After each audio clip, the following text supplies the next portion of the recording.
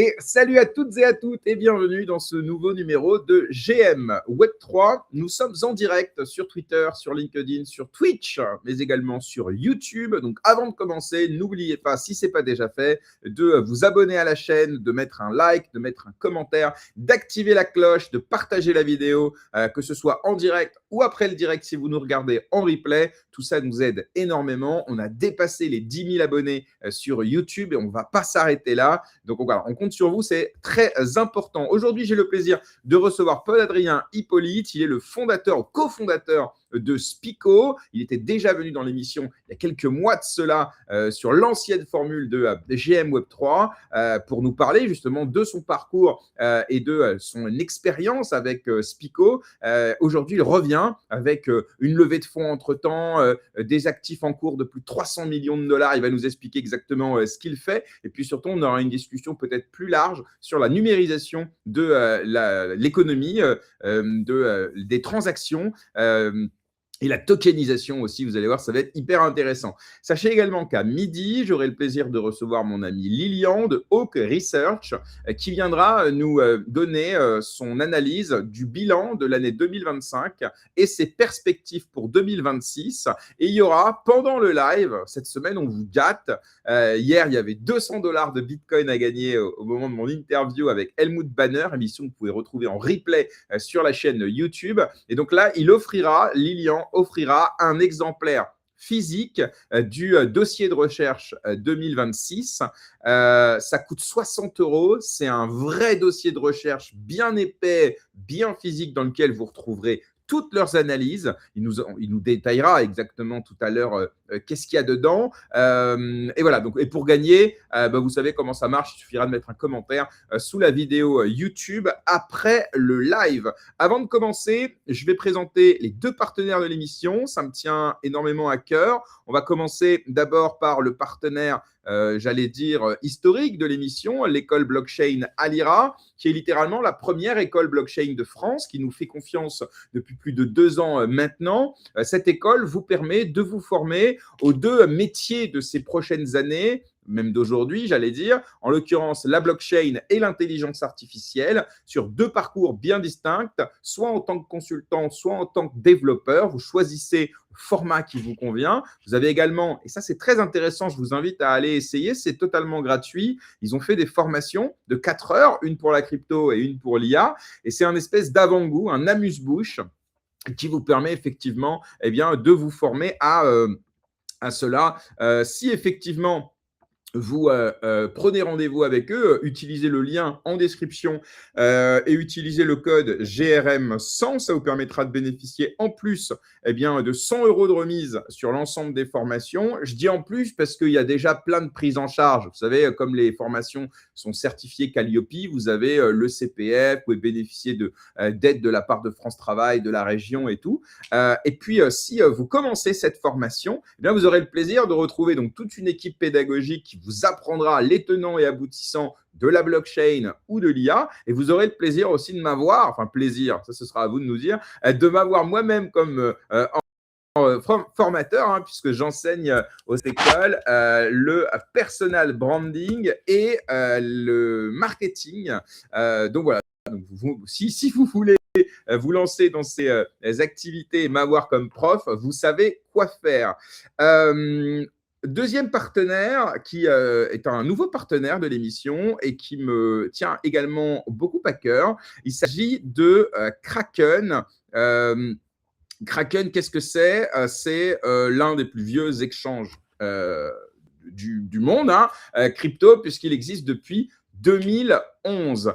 Kraken est connu pour, depuis justement sa création, n'avoir subi aucun hack. Donc, en termes de sécurité, c'est très important. Kraken est aussi connu pour son intuitivité, son expérience utilisateur. Et moi, c'est ça que j'aime bien, c'est que vous avez un espace, on va dire, pour le commun des mortels, pour les débutants, temps pour les personnes qui veulent juste acheter crypto, vendre des cryptos, les échanger. Et ça, c'est Kraken standard, hein, à partir de 10 € seulement. Et si effectivement vous souhaitez plutôt faire du trading, donc passer des ordres, mettre des stop loss, etc. Là, vous avez Kraken Pro, donc c'est vraiment l'exchange, hein, qui vous permet de trader, j'allais dire, comme un pro. Donc tout ça, c'est disponible donc, sur l'application ou sur le site Kraken. Et vous bénéficiez de 15 € de bonus en utilisant mon lien que vous trouvez en description. Donc, ça vous permet de soutenir la chaîne et puis ça vous permet de gagner ce bonus de 15 €. Je crois qu'il faut déposer un peu de sous au début, hein, bon, comme d'habitude, évidemment. Alors, c'est intéressant parce que ce partenariat avec Kraken s'inscrit dans une logique de contenu puisque chaque mois, Dorian, qui est le country manager, je crois que c'est il est chargé du développement de Kraken en Europe, je crois. Il viendra dans l'émission chaque mois animer une chronique sur l'état des marchés crypto. Et qui de mieux qu'un échange pour nous donner un petit peu son avis sur l'état du marché crypto. Donc voilà, merci à Kraken pour le soutien. Sur ce, les amis, si vous êtes prêts, je vous propose qu'on reçoive mon invité du jour, Paul-Adrien Hippolyte. Ah, non, c'est pas le bon setup. Là, comme ça. Bonjour Paul-Adrien, comment tu vas? Bonjour, ça va super. Et toi? Écoute, ça va très bien. Je suis très heureux de te recevoir sur la chaîne. Il s'en est passé des choses depuis que tu étais venu sur la chaîne il y a quelques mois maintenant. Alors, l'émission est toujours disponible sur la chaîne YouTube, bien sûr. Mais si tu veux bien, parce que certains n'ont pas envie d'aller la regarder en intégralité, surtout que c'était un autre format, on va commencer ensemble par revenir un petit peu sur ton parcours, sur le problème auquel vous avez souhaité répondre en fondant Spico. Et puis ensuite, on fera un petit point sur qu'est-ce qui s'est passé depuis. Mais d'abord, revenons un petit peu sur toi, Paul-Adrien, de façon assez succincte quand même. Tu peux nous rappeler un petit peu ton parcours. Je crois que tu as un parcours très éclectique dans la fonction publique, etc. Alors, raconte-nous un petit peu. Avec plaisir. La ligne directrice, c'est quand même la finance globalement. Donc moi, j'ai fait des études en économie-finance globalement. J'ai fait une classe prépa. J'ai intégré Normal Sup après cette classe prépa. Et ensuite, j'ai fait de la recherche en économie. J'ai failli faire un doctorat.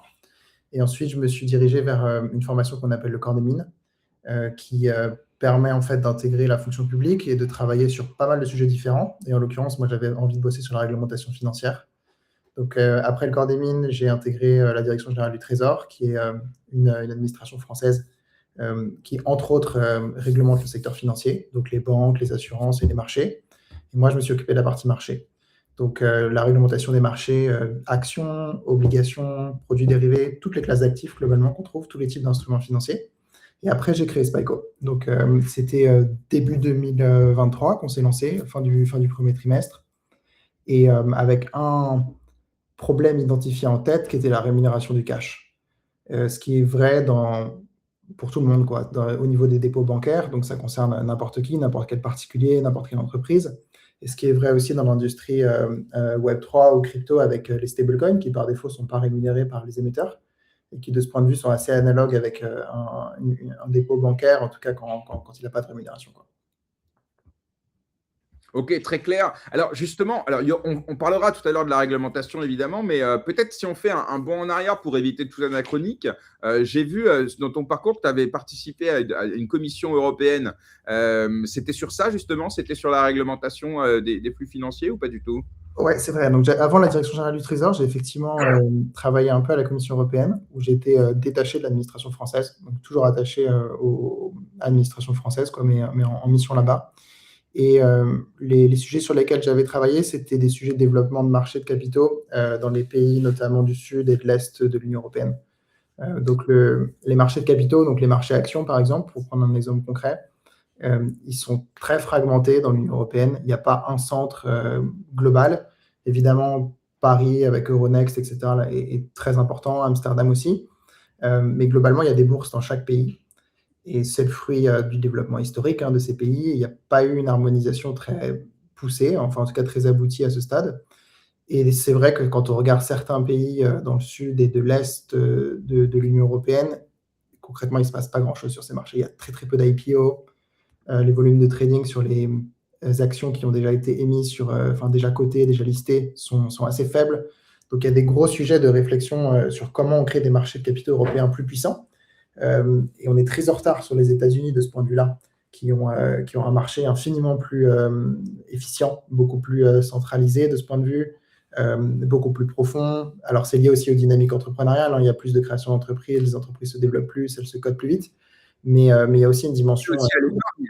c'est un peu l'offre et la demande, quoi. Ouais, absolument. C'est lié aussi à l'épargne, parce que Bien. c'est vrai qu'aux États-Unis, même dans les pays anglo-saxons plus généralement, ils ont une culture de l'investissement boursier, notamment pour préparer leur retraite avec les fonds de pension, etc.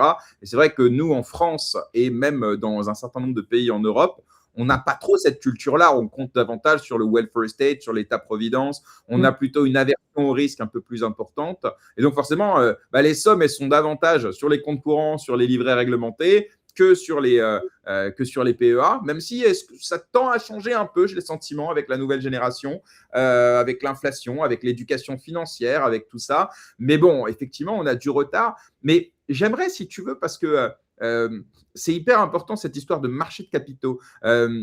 On dit souvent qu'en Europe, on n'a pas de problème de start-up, on en a une tonne, mais il y a un mur de la scalabilité. C'est-à-dire que dès qu'il faut créer sa boîte, ça va. Dès qu'il faut aller chercher des subventions, genre BPI, ça existe un peu partout en Europe, des trucs un peu comme ça, des aides d'État régionales, territoriales, locales, nationales, et même des subventions européennes, ça, il n'y a pas de problème. Même si tu crées une boîte pour faire bouffer des insectes aux gens, tu vas récupérer des sous, il n'y a pas de problème. Par contre, derrière, quand il s'agit de scale, de lever des gros sous, entre guillemets, là, parfois, souvent d'ailleurs, soit tu es obligé d'aller chercher des fonds américains, soit tu es obligé de t'expatrier. Ça, c'est un peu l'idée reçue. Alors, elle se vérifie par un certain nombre d'éléments, mais quand même, j'aimerais avoir ton avis là-dessus. Est-ce que c'est si grave que ça et est-ce que c'est justement l'absence de ce marché de capitaux harmonisé qui fait que pour les entrepreneurs, parfois, il vaut mieux partir? En partie, oui, à mon avis. Déjà, tu as une dynamique qui fait que si tu crées une belle boîte en Europe, le marché américain peut être assez intéressant aussi. Si on prend une boîte comme Spotify, par exemple, qui est une boîte européenne, elle est vite allée aux États-Unis parce que le marché américain est colossal aussi. Il est probablement plus gros encore que le marché européen, en tout cas sur certaines verticales comme ça. Parce qu'il faut juste, j'espère que tu m'excuseras, mais c'est pour bien tout le monde pour bien que tout le monde comprenne, pardon.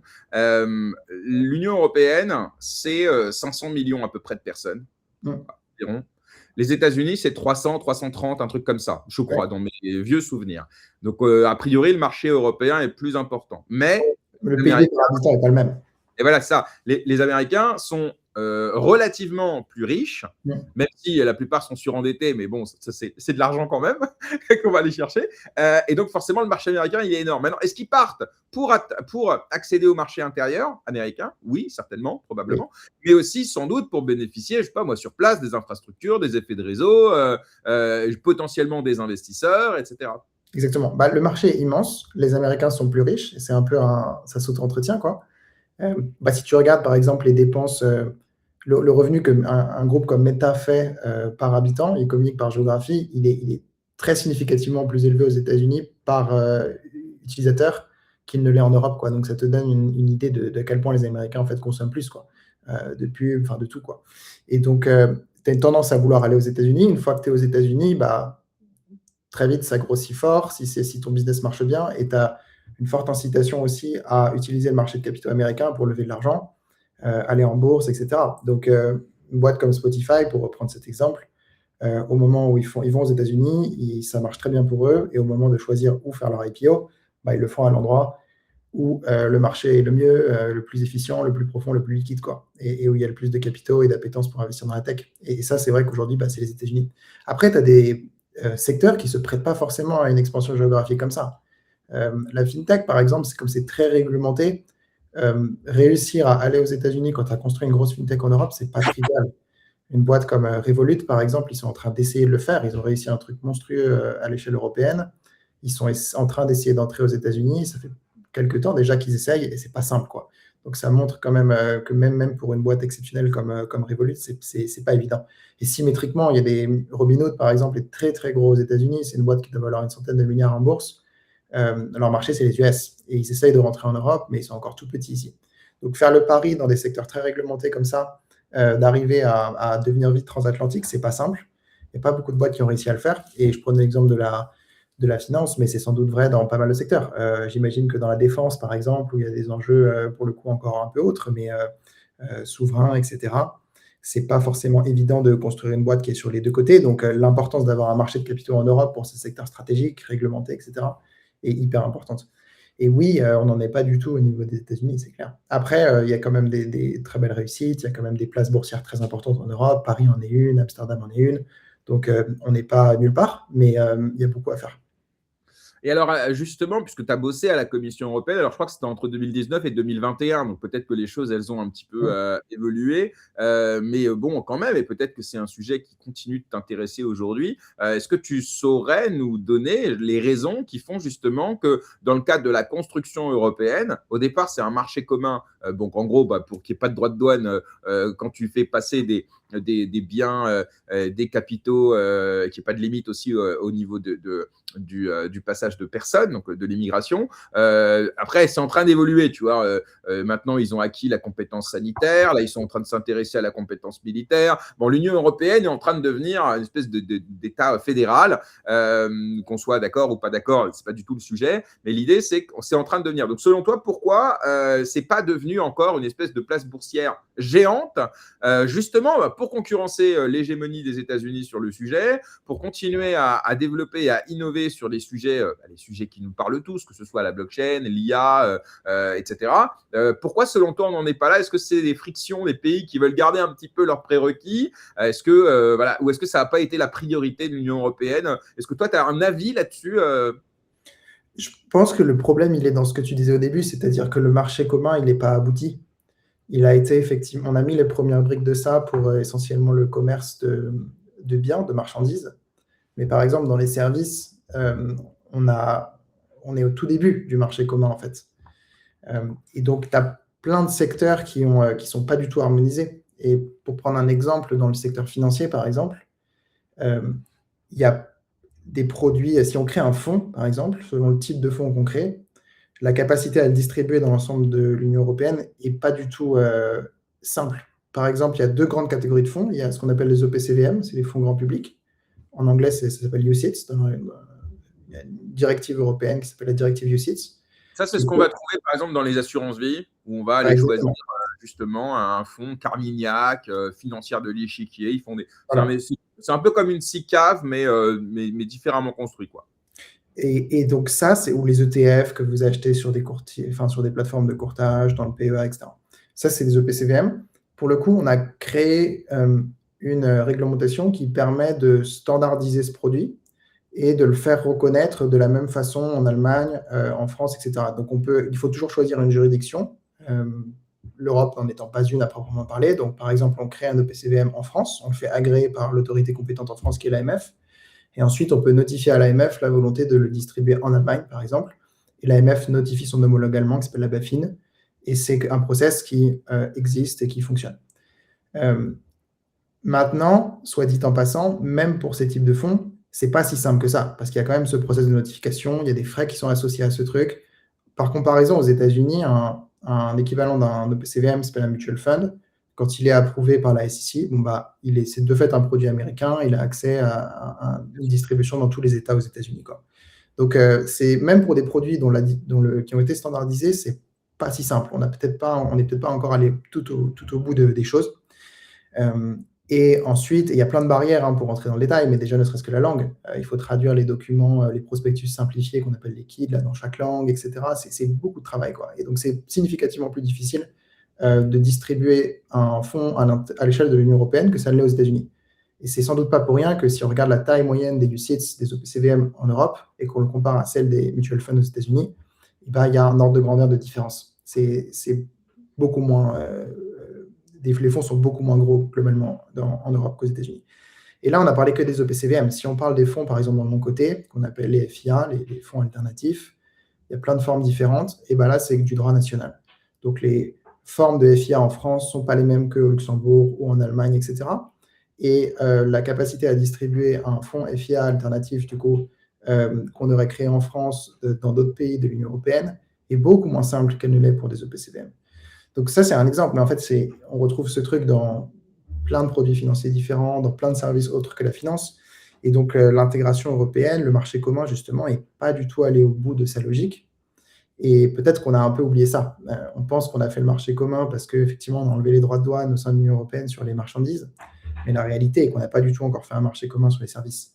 Et ça, c'est probablement le truc le plus important à faire si on veut que des entreprises puissent rapidement se développer à l'échelle européenne comme elles peuvent rapidement se développer à l'échelle américaine. Il y a des frictions aussi aux États-Unis. Hein. Il y a quand même des États qui ont du pouvoir. Parfois, il faut obtenir une licence dans chaque État. C'est pas vrai d'imaginer que les États-Unis, c'est ultra simple, mais c'est quand même significativement plus simple pour plein de raisons, même autres que la langue et la culture, que le développement en Europe. Ouais, je vois. Et en fait, c'est vrai que selon toi, le problème, il vient d'un manque de vision de la part des dirigeants, justement. Ils ne mesurent pas l'importance d'avoir un marché de capitaux suffisant, ou est-ce que c'est vraiment politique, où en fait, chacun défend son précaré, chacun défend sa réglementation parce qu'il pense qu'elle est la meilleure. C'est quoi, selon toi alors, c'est ton avis, bien sûr, hein, mais c'est important d'avoir l'avis d'un entrepreneur et qui surtout est expert dans la finance comme toi. Moi, je pense que c'est ce que tu disais en deuxième, c'est-à-dire que c'est très politique. Il y a plein de sujets qui sont encore très sensibles.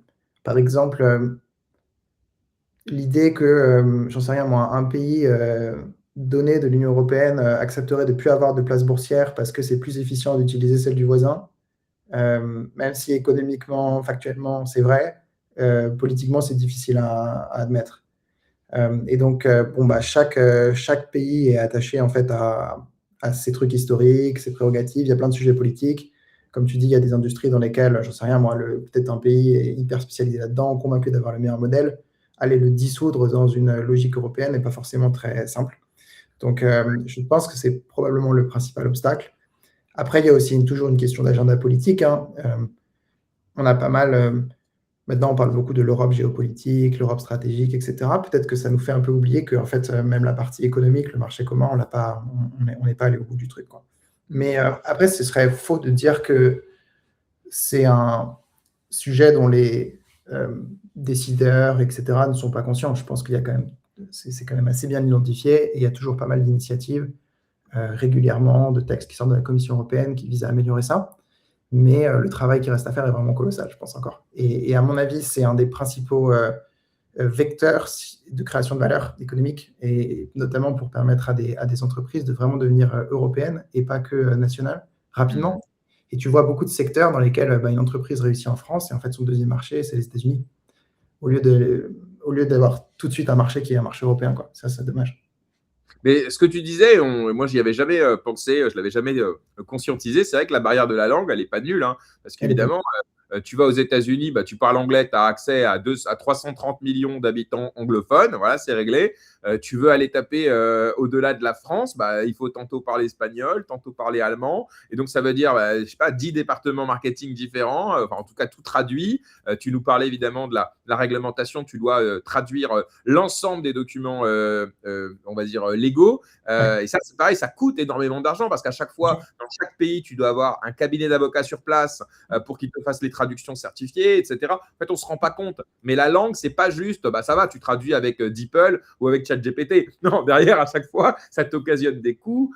C'est aussi, tu communiques peut-être pas de la même manière culturellement en Hongrie, par exemple, ou en Espagne. Et donc là Exactement. aussi, ne serait-ce que la com, tu vois, moi je suis un gars de com, tu vois, rien que ça, tu es obligé d'avoir des country managers un peu partout pour essayer de comprendre la culture, savoir comment leur parler, comment pénétrer le marché. Aux États-Unis, sans doute que c'est plus facile parce que c'est plus globalisé, quoi. Que ce soit, pas moi, à Los Angeles ou à New York. Apple, ils parlent de la même manière. D'ailleurs, ils parlent de la même manière dans le monde parce que le monde est américanisé. Mais bon, ça, c'est un autre, un autre sujet. Ouais, c'est clair. Je suis convaincu quoi, de ce que tu dis. C'est sûr que, et nous, on le voit de façon, on en reparlera plus tard, mais on fait des produits de trésorerie. Donc, c'est des produits qui demandent un niveau de réassurance énorme. Je suis assez persuadé que tu ne peux pas vendre un produit de trésorerie à une PME allemande si tu n'es pas allemand et si tu ne parles pas allemand. C'est très compliqué. Tu peux peut-être faire de l'anglais dans certains pays, mais même. Et donc, as tout ce que tu décris. Tu vois, tu as la partie juridique, tes conditions générales, etc., qui doivent être dans la langue, tes documents contractuels, machin. Tu as ensuite ton département sales, ton département marketing, qui doit comprendre les nuances locales, etc.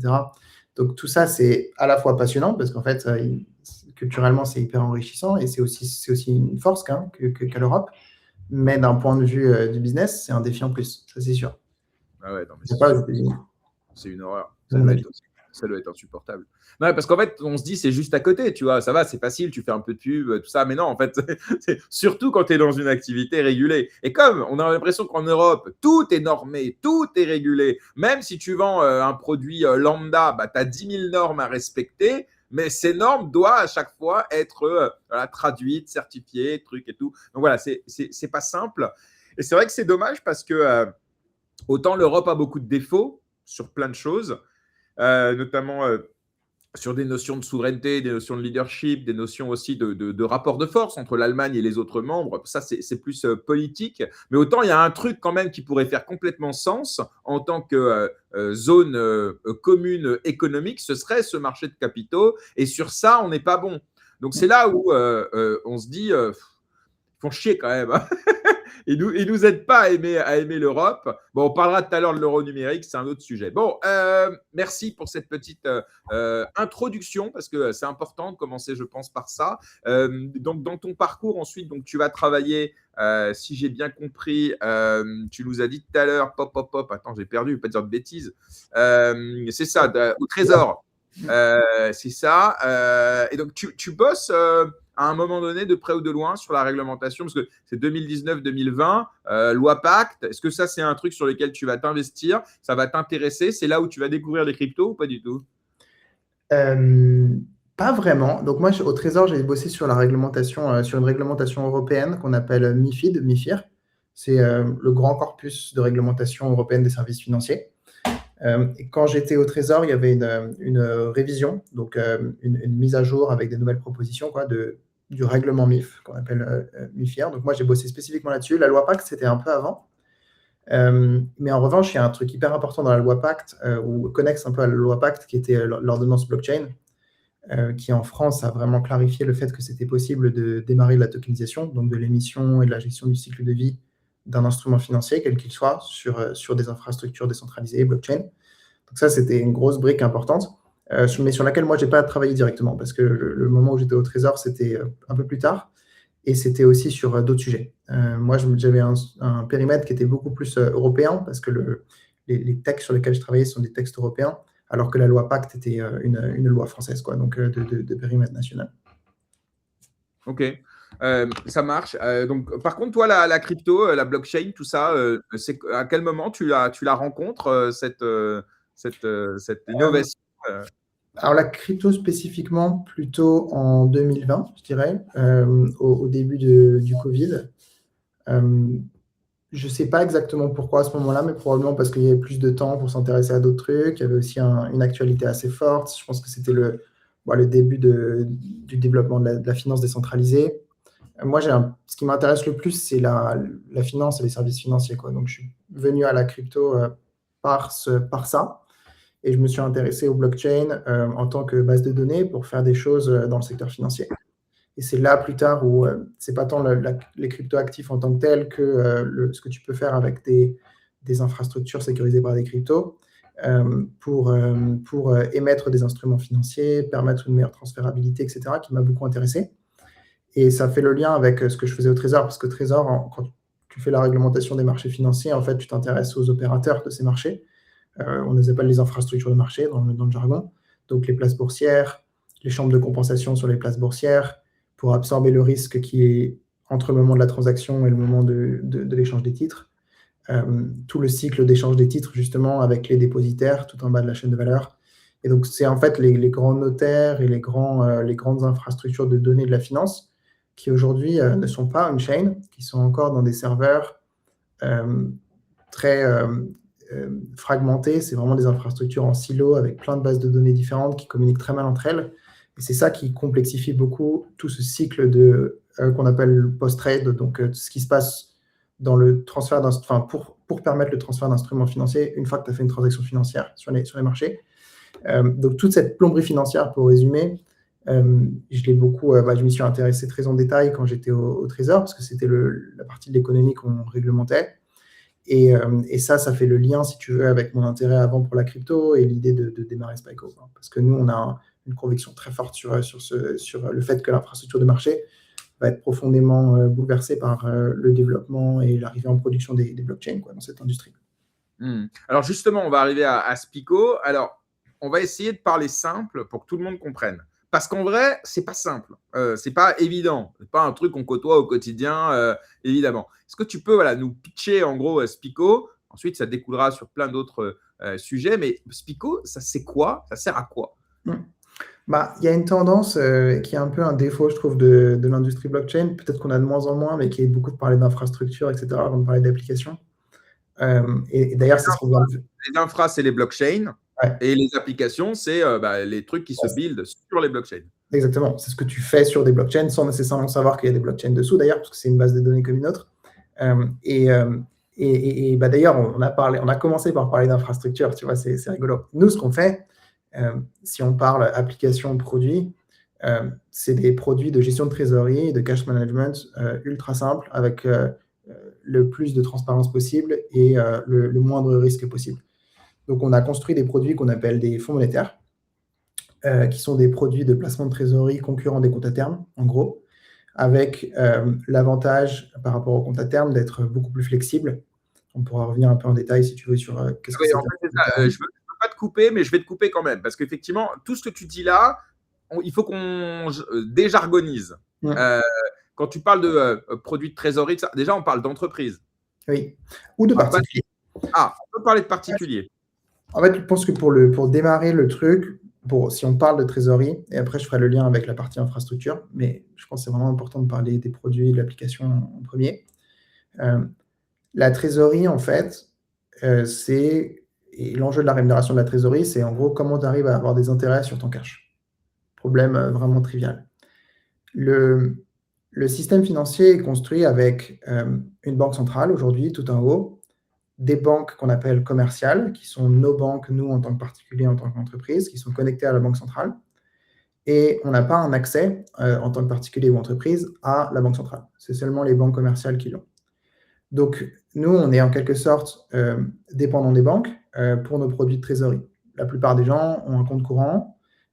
Ils ont du cash sur ce compte courant, qui est un dépôt et donc une créance vis-à-vis de la banque. Et s'ils veulent avoir de la rémunération sur cette trésorerie, ils vont voir leur banquier et ils leur demandent comment je peux faire ça. Par défaut, en France, ce n'est pas le cas dans tous les pays, mais les comptes courants ne sont pas rémunérés. Donc, pas d'intérêt sur des comptes courants. Et le banquier, si tu lui demandes un produit de rémunération de ta trésorerie, va t'en proposer un. Ça s'appelle un compte à terme. Donc, c'est une autre forme de dépôt bancaire que le compte courant, qui a comme spécificité de ne pas pouvoir être utilisé comme un moyen de paiement. Tu ne peux pas payer avec. Et tu dois bloquer ton argent sur une échéance de temps que tu négocies avec ton banquier. Ça peut être 1 mois minimum, ça peut être 3 mois, 6 mois, 12 mois, 2 ans. Et en échange de ça, le banquier te promet un certain rendement à la maturité, c'est-à-dire à l'échéance contractuelle que tu as négociée de ton dépôt à terme ou de ton compte à terme. Ça marche bien, ça permet d'avoir du rendement, mais c'est très rigide parce que par définition, l'argent est bloqué, etc.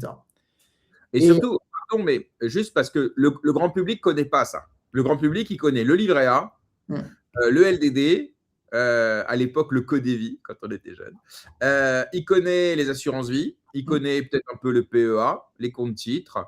Voilà les produits bancaires qu'il connaît. Je suis à peu près persuadé que l'immense majorité des Français, ils n'ont jamais demandé un compte à terme à leur banquier. Moi, je connais d'innombrables personnes qui ont des dizaines de milliers d'euros, voire davantage, sur le compte courant, au cas où, et qui sont complètement défoncés par l'inflation.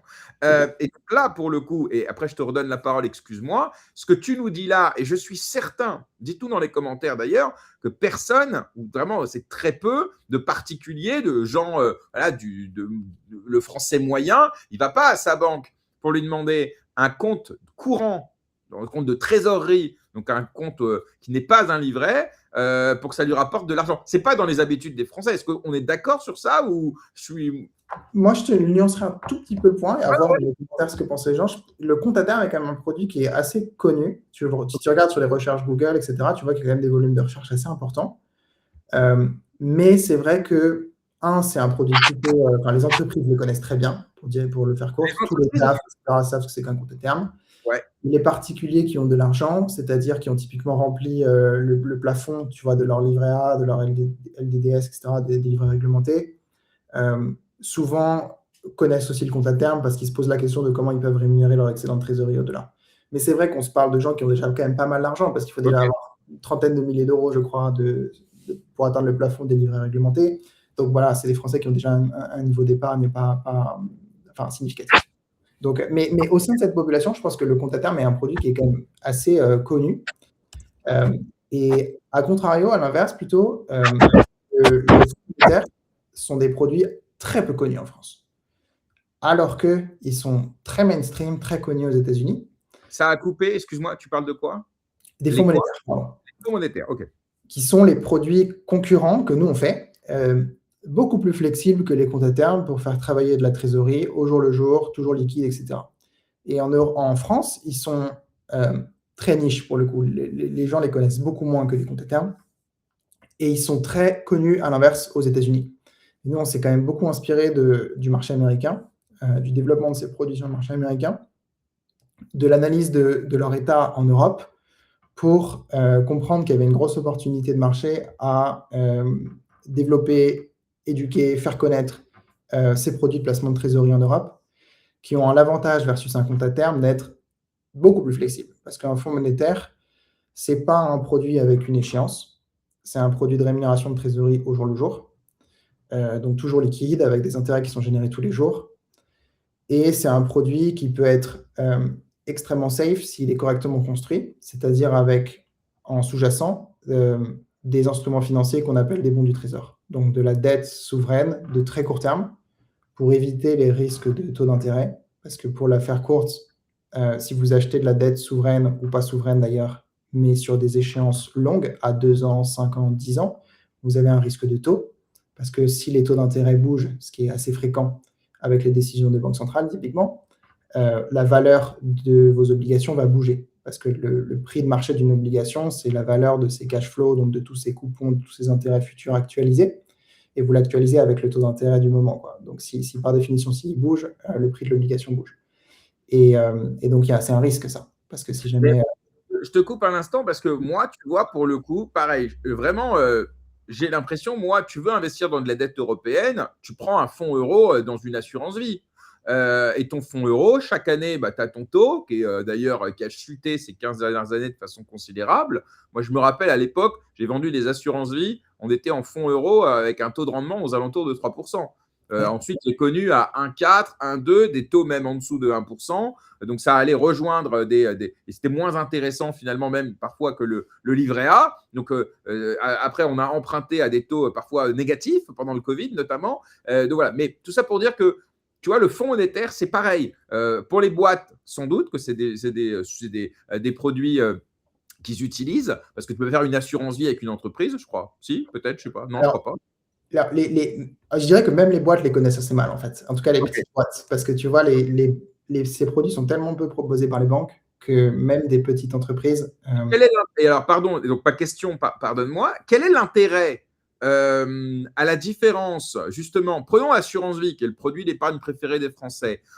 C'est assez flexible, parce que même si tu retires avant 8 ans, tu n'as pas la fiscalité intéressante sur les plus-values, tu peux quand même récupérer ton argent à peu près comme tu veux. Alors, il faut faire ce qu'on appelle une demande de rachat, partielle ou totale. Ça te prend en général entre 5 et 20 jours pour recevoir l'argent. Donc, c'est peut-être pas aussi liquide, certes, qu'un compte courant probablement. Mais en même temps, voilà. Donc, quel est l'intérêt par rapport à l'assurance vie d'aller sur un compte à terme ou sur un fonds monétaire, même en termes de rendement ou en termes de fiscalité? C'est dur de faire le poids face à des livrets réglementés que tout le monde connaît depuis 1945 et face à de l'assurance vie qui est là aussi voilà, réputé comme étant le placement en or, à tort souvent d'ailleurs, mais un placement voilà, traditionnel en France.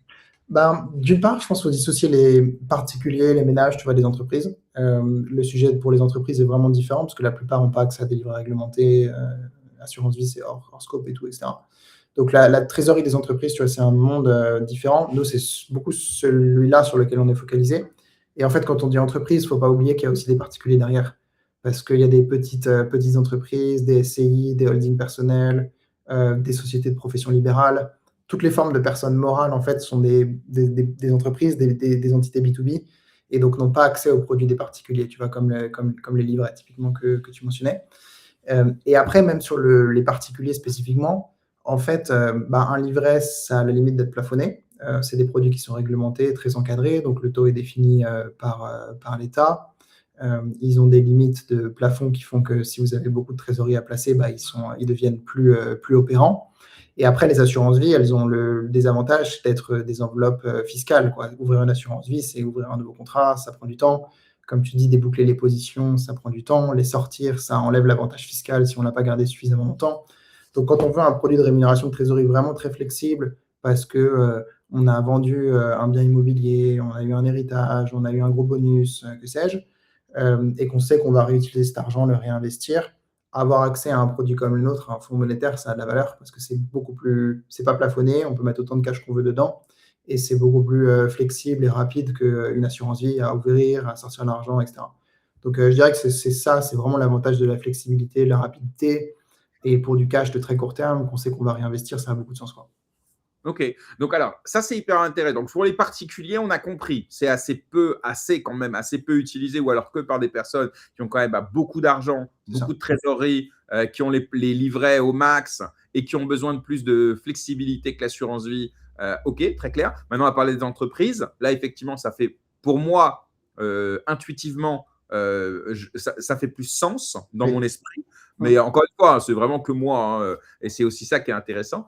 Là, les entreprises, je comprends totalement, parce qu'une boîte, elle doit être capable de concilier la disponibilité, si demain elle doit investir, faire face à une problématique, etc. Et en même temps, laisser sur son compte courant trop d'argent, c'est se faire grignoter évidemment par l'inflation, etc. Et donc là, quelles solutions ont les entreprises aujourd'hui? Avant même Spico, comme ça on essaie de comprendre le marché. Quelles sont les solutions qui permettent aux entreprises de faire travailler leur argent? À noter que la plus basique dont on a parlé, c'est le compte à terme.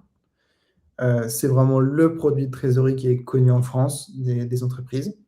Très utilisé, très répandu, etc. Donc, vous pouvez aller voir n'importe quelle banque, lui demander une proposition de compte à terme. Elle vous fera une proposition de taux sur diverses échéances. Après, il faudra négocier les conditions contractuelles en cas de retrait anticipé, etc. C'est vraiment un produit très connu, quoi. C'est, je pense, le produit de placement de trésorerie pour les entreprises en règle générale. Et la deuxième catégorie, ce sont les fonds monétaires ou les OPCVM monétaires, comme on dit parfois dans le jargon. Donc là, ce sont des produits de placement collectif, ce sont des fonds. Donc, ils poolent de l'argent, ils réunissent de la trésorerie de plusieurs entreprises. Et qu'est-ce qu'ils font? Ils l'investissent dans des actifs financiers de très court terme. Et ces actifs financiers, ils peuvent être de trois sortes en fonction de l'émetteur. Ça peut être des actifs souverains, si l'émetteur, c'est l'État. Dans ce cas-là, on appelle ça des bons du trésor. Aux États-Unis, on dit T-bill, Treasury bill. Le mot est assez connu. Ça peut être émis par des entreprises, donc les grandes entreprises du CAC 40, typiquement les LVMH, Safran, etc. Ils émettent aussi de la dette de très court terme sur le marché pour financer leur BFR. Et cette dette de très court terme peut être achetée par des fonds monétaires. Si jamais c'est des très grandes entreprises, vous avez un risque qui est vraiment faible, assez proche de l'État. Si c'est des entreprises un peu plus risquées, avec des cycles économiques un peu importants, là, ça devient un instrument plus risqué, qui généralement rémunère un peu mieux. Et après, la troisième catégorie, ce sont des instruments monétaires, donc des dettes de très court terme émises par des banques. Les banques, de la même manière que les entreprises, utilisent le marché monétaire pour émettre de la dette et financer leurs besoins. C'est une source de financement comme une autre pour les banques, avec les dépôts, avec les émissions d'obligations sur des plus longues maturités, etc. Et là, c'est pareil. Si c'est des banques tier 1 extrêmement solides, le risque est très faible. Si c'est des banques plus de niveau 2, 3, le risque est plus élevé, quoi. On l'a vu pendant la crise de la zone euro, il y a beaucoup de banques qui sont quand même tombées et qui ont dû être rachetées par d'autres, etc. Donc, c'est là où il faut vraiment apprécier un petit peu ces niveaux de risque.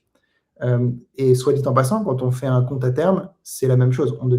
Quand quand on a de l'argent sur un compte courant ou dans un compte à terme, on est créancier de la banque, on prête notre argent à la banque. Donc, l'argent est garanti sur l'ensemble des comptes par établissement jusqu'à 100 000 euros en France par un fonds de garantie des dépôts. Au-delà de 100 000 euros, on est créancier de la banque. Donc, la banque généralement dit que le capital est garanti contractuellement, mais c'est une garantie qui ne vaut que si la banque, évidemment, ne fait pas faillite, quoi. Donc, le risque d'exposition, de contrepartie ou de crédit, il existe dans les deux produits, mais ce n'est pas des produits équivalents. Il y en a un qui est un dépôt bancaire, le compte à terme, l'autre qui est un placement dans un instrument financier, le fonds monétaire. Et nous, on s'est attaché à être très transparent et très… D'abord, avant de parler de vous, si tu veux bien, parlons de taux. C'est ce qui parle aux gens. Combien ça rapporte aujourd'hui un fonds monétaire, un compte à terme, à peu près? Tu sais, pour qu'on compare, on sait que le livret A, là, en février, il passe à 1,4. Bah, le taux, en fait, la référence par laquelle il faut commencer, c'est le taux directeur de la Banque centrale. Donc, aujourd'hui, les banques centrales de la plupart des grandes juridictions, donc la BCE pour la zone euro, la Fed aux États-Unis, etc., définissent ce qu'on appelle des taux directeurs, qui sont des taux auxquels elles rémunèrent les dépôts des banques, qu'on appelle les réserves, et les taux auxquels elles prêtent aux banques en échange de collatéral quand les banques ont besoin de financement.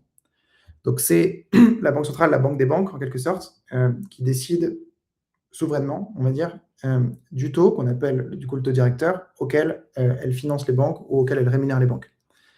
Ça, c'est l'ancrage qui définit le prix du marché monétaire et donc le prix de l'argent, quoi. Par définition, un fonds monétaire, son objectif, c'est de rémunérer la trésorerie à peu près à ce taux, soit un peu mieux si on prend un petit peu de risque, typiquement en allant acheter des instruments de dette de court terme d'entreprise ou de banques qui sont un peu plus risqués, soit exactement ou un peu moins bien que le taux de la Banque centrale parce qu'on n'achète que des actifs souverains, typiquement. Donc, le taux actuellement de la BCE, le taux directeur, il est à 2%. Donc, c'est parfois, 2%, voilà, pour simplifier. Et aux États-Unis, il est, je n'ai pas la donnée en tête, mais entre 3,5 et 4%, quoi. Donc, ça, c'est l'ancrage du marché monétaire. Et un fonds monétaire, c'est construit pour rémunérer à peu près ce taux-là, ce qu'on appelle aussi le taux sans risque, soit dit en passant. Et un compte à terme, c'est globalement à peu près la même chose. Sauf que le compte à terme, comme c'est un produit contractuel qu'on négocie avec son banquier, la range de rémunération qu'on peut avoir est plus importante. Donc, on trouve des comptes à terme qui ont des rémunérations inférieures au taux sans risque, parce qu'en fait, la banque a un gros levier de négociation, c'est un petit client, etc. Et on trouve des comptes à terme qui rémunèrent un peu mieux que le taux sans risque, parce que la banque considère que c'est un client intéressant et qu'elle veut lui faire une proposition de taux qui est attractive, quoi. Donc, pour résumer, le fonds monétaire, il va rémunérer à peu près au taux de la Banque centrale, de façon très proche, quoi. Le compte à terme, il va avoir une amplitude un peu plus large et ça dépend de la capacité de négociation et des conditions contractuelles que sont prêtes à offrir les banques à l'instant donné, quoi. Donc, souvent, les gens qui négocient des comptes à terme font un peu le tour du marché pour demander des quotes, quoi, des prix à toutes les banques. Mais globalement, le rendement des comptes à terme est extrêmement proche aussi du taux de la Banque centrale, quoi, parce que c'est du cash de très court terme sans risque. Donc, c'est assez logique économiquement que tout ça soit complètement aligné, corrélé, quoi. Ok, et alors donc là, à ce moment-là, l'entrepreneur, lui, quand il fait son choix justement pour faire travailler un peu sa trésorerie, il doit arbitrer entre le rendement et évidemment la disponibilité, les risques encourus, etc. Ça, c'est quoi le feedback des entrepreneurs avec lesquels vous travaillez, avec lesquels vous avez échangé? Je ne sais pas s'il y en a des dizaines ou des centaines. Enfin, vous connaissez évidemment l'opinion de beaucoup de ces entrepreneurs. C'était quoi le problème auquel justement vous avez voulu apporter une solution, contre quoi vous avez voulu à un moment donné essayer de disrupter un peu le marché? Nous, pour te donner une sorte de grandeur, on a à peu près plusieurs milliers de clients, entreprises ou entrepreneurs. On a plus de 2000 clients B2B, par exemple, et on a un peu plus que on a aussi à peu près l'équivalent en clients B2C, quoi, donc des particuliers, des personnes physiques. Le problème auquel on s'adresse précisément, c'est qu'en France, et c'est vrai des autres pays européens, les banques sont extrêmement dominantes dans la distribution de produits de paiement et de rémunération de trésorerie, et donc ont institué une dichotomie très forte entre le compte courant, qui par définition ne rapporte rien, et le compte à terme, qui peut avoir des intérêts, mais qui oblige à bloquer l'argent. Nous, on arrive avec une proposition intermédiaire, qui est de dire, il n'est pas nécessaire de bloquer son argent, économiquement parlant, pour avoir des intérêts au jour le jour, de façon flexible, en ayant toujours son argent disponible. Et c'est ça la proposition de valeur qu'on a et le problème auquel on répond, parce qu'une entreprise qui est confrontée à devoir laisser pas mal d'argent parce qu'elle a sa dépense des 2 prochains, 3 prochains mois sur son compte courant et placer le reste dans un compte à terme avec la rigidité que ça implique, la renégociation à chaque maturité, etc., elle n'a pas une stack, pour dire, utiliser le mot anglais, de rémunération de trésorerie excellente, quoi. Et donc, c'est ça la proposition de valeur la plus basique, si tu veux, à laquelle nous, on répond. Il est possible de gagner de l'argent au jour le jour, auto sans risque. C'est ça, Spyco, dans sa V1 en tout cas. Ok, alors c'est quoi justement comment on acquiert des clients? C'est quoi les conditions? Est-ce qu'il y a un minimum? Est-ce qu'au niveau des frais aussi, vous avez, je sais pas moi, essayé d'être un peu moins cher que les banques? Au niveau de l'expérience utilisateur aussi, est-ce que vous avez essayé de rendre ça peut-être plus accessible? Parce que je te dis, c'est un peu ça les reproches qu'on fait aux banques en général, c'est que c'est cher, c'est que le banquier n'est pas dispo tout le temps, l'application n'est pas toujours complètement optimisée. Et voilà. Donc, sur quoi vous avez essayé de jouer justement pour aller chercher? C'est pas facile de se battre contre l'hégémonie des banques commerciales qui sont le référent naturel. Alors, de moins en moins avec les néobanques et tout, tu vois. Mais même, tu dois aussi te battre contre, je sais pas moi, des néobanques pro, ça doit exister, les contos, les trucs et tout. Donc, comment tu arrives, Spico, ce petit hérisson tout mignon, c'est pas un hérisson? Non, c'est un porc épic. Ah merde, putain. Et pourquoi d'ailleurs, tiens, question subsidiaire? Parce qu'on aimait bien l'animal et au début, c'est l'animal un peu, comment te dire, défensif, tu vois, mais qui sait se défendre. Et avec l'image, en fait, fondamentalement, quand on met son argent dans un fonds monétaire, pour prendre l'exemple concret, on est copropriétaire avec les autres personnes qui le font du sous-jacent, qui est ce portefeuille de bons du trésor conservé chez un custodian, etc. Quand on met son argent dans une banque, on prête l'argent à la banque, on devient créancier de la banque. C'est plus notre argent de ce point de vue. Et donc, le porc épic, tu vois, c'est associé aussi à l'image de la self-custody, de ton argent, etc. Donc, on trouvait ça chouette comme mascotte, quoi, pour l'associer à Spyco. Okay. Très bien. Donc, je disais, je reprends ma question initiale. Donc, comment vous arrivez à convaincre soit à aller chercher, est-ce que vous avez fait de l'acquisition, est-ce que vous avez été contacté, vous avez utilisé une stratégie, j'en sais rien, de growth, de leads, j'en sais rien. Mais en gros, comment le discours, il fait que la personne, soit elle a rien et elle passe chez vous, soit elle a déjà quelque chose et dans ce cas-là, elle passe chez vous. Pour te répondre, nous, les 2 trucs sur lesquels on s'est beaucoup concentré, c'est l'expérience utilisateur, l'ouverture d'un compte, l'accès extrêmement rapide au fonds monétaire, donc aux produits de rémunération de trésorerie, et la liquidité, la rapidité à laquelle on peut sortir les fonds quand on en a besoin. Et pour aller un peu plus loin, je peux prendre l'exemple concret, par exemple, de comment ça se passe si on connaît déjà ce que c'est qu'un fonds monétaire et qu'on veut y accéder via une interface classique de banque. Il faut ouvrir un compte courant dans la banque en question. Ensuite, il faut lui demander d'ouvrir un compte titre. Dans le compte titre, en espérant que l'interface de souscription soit bonne, il faut aller identifier le fonds monétaire parmi des listes très longues qu'on veut, connaître son ISIN, qui est son code, passer son ordre de souscription, donc de dépôt. Pour les retraits, c'est souvent aussi assez lourd. Le cash est rarement disponible rapidement, ça prend plusieurs jours, assez fréquemment. Donc, c'est une expérience qui est pas catastrophique, mais qui n'est pas du tout optimisée, quoi. Et donc, nous, on s'est beaucoup concentré sur comment optimiser cette expérience. Ouverture de compte très rapide, accès très rapide aux produits, interface simple et liquidité, notamment disponibilité instantanée des fonds quand on en a besoin pour les retraits, etc., etc. Donc, c'est les gros trucs sur lesquels on a mis l'accent au démarrage. Et l'infrastructure qu'on a construite derrière, on-chain, de fait, nous aide énormément pour faire ça, parce que c'est très compliqué si tu es un simple courtier d'arriver à créer une expérience de souscription quand tu n'as pas le contrôle de l'infrastructure, de la tenue de ton registre. Tout ça, c'est un peu nerd, mais en fait, toute la plomberie financière, c'est comme une banque qui doit construire, si tu veux, un système bancaire quoi, pour ses paiements, quoi. Nous, on doit contrôler l'infrastructure et on va assez profondément, si tu veux, dans cette chaîne de valeur et dans le développement et le contrôle de cette infrastructure pour offrir ensuite cette expérience au client.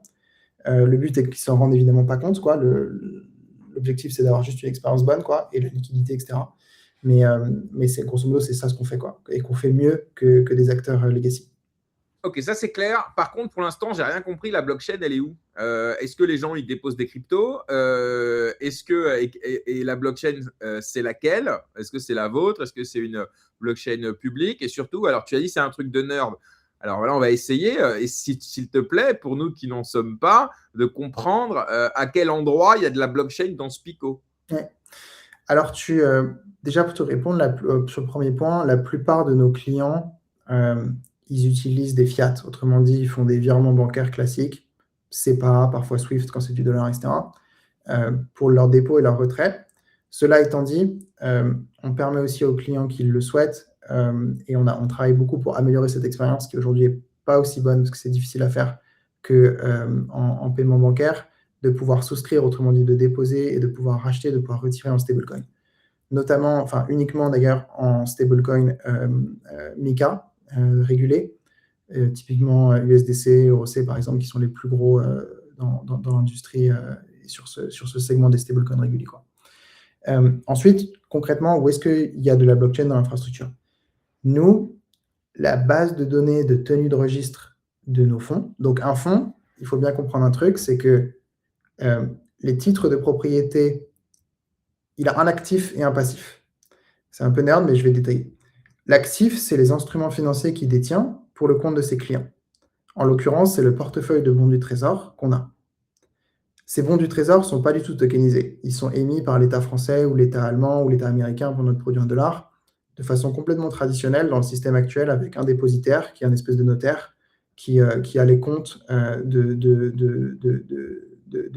l'État, quoi, en l'occurrence. Ça, c'est la partie active. La partie, ce qu'on appelle passif, ce sont les parts qui sont émises et qui représentent le titre de propriété des clients sur ce portefeuille de titres. Donc, tu vois, un fonds monétaire, il va avoir, par exemple, 1000 clients. Dedans, il y a peut-être 500 entreprises, 500 particuliers qui chacun détiennent des parts au prorata de la trésorerie ou de l'épargne qu'ils ont déposé pour leur souscription, qui représentent leur titre de propriété de l'actif, quoi, donc de ce portefeuille de bons du trésor. C'est clair ou pas jusque-là? Donc, le métier de teneur de registre d'un fonds, c'est le métier de la tenue de ce passif. Qui détient combien de parts? À qui elles ont été émises? Quand? Etc. En sachant que quand tu fais un dépôt, il y a une création de parts qui représente le pourcentage de bons du trésor que tu détiens. Quand tu fais un retrait, il y a une destruction de ces parts. Et ton cash sort, les bons du trésor sont vendus et ton cash sort et va sur ton compte courant, quoi. Nous, l'infrastructure qu'on utilise pour tenir ce registre, elle est on-chain. Autrement dit, le registre d'actionnaires du fonds monétaire, il est sur la blockchain d'un point de vue technique. Donc, techniquement parlant, la part de fonds monétaires que détiennent nos clients, c'est un token sur une blockchain. De la même manière qu'un stablecoin est un token sur une blockchain, si tu veux. Ce n'est pas la même nature juridique qu'un stablecoin. Un stablecoin, c'est de la monnaie électronique, selon MiCA, par exemple. Le token, dans notre cas, c'est une part d'un fonds monétaire. Donc, c'est une part d'un instrument financier agréé. Le sous-jacent du token, c'est justement le titre financier lui-même. Donc, voilà, exactement. Le token est le titre financier. Donc, on est sur un security. Oui. On est complètement dans la définition, dans la qualification du securities. Oui. Et donc, à chaque fois, attends une seconde. Et donc, à chaque fois que tu émets un nouveau token, ou est-ce que tu l'as fait à l'origine, tu dois fournir la documentation afférente au security? Bah, c'est juste, donc nous, le fonds monétaire est un instrument financier, tu vois? C'est un OPCVM monétaire agréé par l'AMF comme n'importe quel autre. Le token, c'est juste techniquement la représentation de tes parts. Ça pourrait être une écriture sur une feuille de papier. Tu vois, à l'ancienne, tu faisais de la tenue de registre sur une feuille de papier. Ça pourrait être une entrée dans une base de données SQL, tu vois. Ou ça peut être une entrée sur une base de données décentralisée, sur une blockchain, typiquement comme Ethereum. Nous, c'est ça le choix qu'on a fait. Et c'est pour ça que d'un point de vue technique, on a tokenisé le fonds monétaire. Autrement dit, on représente les parts de ces fonds comme des tokens. Et pourquoi on a fait ça? Mais qui détient les tokens? Juste pour comprendre. Est-ce que c'est le client qui les détient ou est-ce que c'est vous? Non, c'est le client, bien sûr, c'est le client. Donc le client, il met avec quel custody? C'est-à-dire que le client, vous lui faites un wallet, tout ça? Ouais. Par défaut, on en fait un pour chaque client et c'est complètement abstrait. Donc, tu as une totale abstraction de cette complexité technique, si tu veux. Maintenant, les clients très techniques qui veulent utiliser leur propre wallet, ils ont aussi la possibilité de le faire. Donc, toi, si tu as, par exemple, je sais rien, moi, tu as un ledger, tu veux avoir tes parts de fonds monétaires sur ton ledger, c'est techniquement possible. Il y a c'est une extrêmement faible partie de nos clients qui font ça parce que c'est super nerdy, tu vois, etc. Mais c'est une possibilité que tu as. Et tu peux commencer par utiliser d'ailleurs le wallet Spyco, donc le wallet qu'on fournit avec abstraction dessus. Et si tu veux transférer ensuite plus tard la part de fonds monétaires sur ton ledger et vice-versa, quoi. Donc de ce point de vue-là, c'est un produit qui a quand même une ADN Web3 assez forte, si tu veux. Mais la plupart de nos clients s'en fichent parce que tu vois, ils ne sont pas intéressés à avoir leur part sur un ledger, quoi. Mais s'ils Mais veulent, est-ce que si ils deviennent, enfin, s'ils exportent leur wallet sur leur wallet personnel, est-ce qu'ils peuvent échanger ce token ou est-ce qu'ils doivent forcément passer par vous? non, ils peuvent l'échanger librement. Donc, tu vois, ils ont un droit d'écriture sur le registre d'un point de vue technique. Ça, c'est quand même assez nouveau, quoi, et vraiment intéressant par rapport aux instruments financiers legacy. Mais ils peuvent uniquement le transférer à des gens qui sont aussi onboardés chez nous, donc qui ont un Ok, compte Spyco déjà. ok. Ça, Donc c'est la raison de ça, c'est que c'est du gré à gré dans Spyco, quoi. exactement. Et Ok. la raison de ça, elle est très profonde. C'est pas nous qui avons seuls, si tu veux, décidé de ce truc. C'est que un fonds monétaire, il peut pas avoir, un instrument financier en général ne peut pas avoir, en droit français en tout cas, des détenteurs anonymes. Donc, c'est pas comme un stablecoin ou une crypto comme le Bitcoin que tu peux transférer à n'importe qui parce qu'il n'y a pas de registre d'un point de vue juridique. Nous, il y a un registre d'un point de vue juridique, tu vois. Donc, en fait, tu es propriétaire en ton nom des parts. Tu peux pas les envoyer à n'importe qui parce Ouais, que si ce n'importe qui n'est pas identifié dans le registre, on a un problème fondamental, quoi, tu vois, par rapport au droit. c'est très clair. Merci, Paul-Adrien. On a une petite question dans les commentaires qui est intéressante, parce que l'une des problématiques aujourd'hui du développement du paiement crypto, de manière générale dans le monde, hein, d'ailleurs, ce sont les rails de paiement. C'est l'on-ramp, c'est l'off-ramp, etc. Vous, par exemple, comment vous faites au niveau de l'on-ramp, pardon? Il n'y a pas d'off-ramp chez vous? Si, Si? il y a les deux, parce que tu peux, si tu as des stablecoins, tu peux venir souscrire en stablecoin et tu peux redeem en Ouais. stablecoin si tu veux. Ah, Donc, tu peux redeem en stablecoin. Ok, d'accord. tu as off-ramp côté dépôt, souscription et on-ramp si tu veux côté Ça, vous retrait. passez par un tiers, vous le faites vous-même? On ne le fait pas nous-mêmes parce qu'on n'est pas encore. Aujourd'hui, c'est un service réglementé en France, donc il faut un agrément MiCA pour faire ce truc. On l'a pas parce que on l'a pas priorisé, si tu veux. Pour nous, on est plutôt dans l'univers enfin, on est dans l'univers des instruments financiers, donc la licence qu'on a, c'est une licence MiFID. Peut-être qu'un jour on le fera, ceci dit, mais donc on le fait avec des partenaires. Au début, on l'avait fait avec Rialto, par exemple. Maintenant, on le fait avec des boîtes comme Iron ou Noah. Donc, c'est des gens qui ont, eux, l'agrément MiCA et qui sont habilités à faire ces opérations pour le compte de nos clients. Ok, très clair. Merci, merci beaucoup. Alors, donc, on va revenir un petit peu sur ce qui s'est passé depuis la dernière fois que tu étais venu dans l'émission. J'ai retrouvé, je crois que c'était en septembre 2024. Alors, vous venez Ça de lancer fait, juste, du coup. Ouais. eh ben ouais, Mm. ça fait un an, presque un an et demi. Depuis, on a entendu parler de vous à l'occasion notamment d'une levée de fonds assez importante. On parle de 18,5 millions d'euros en série A et on parle d'un encours supérieur à 330 millions d'euros pour plusieurs milliers de clients.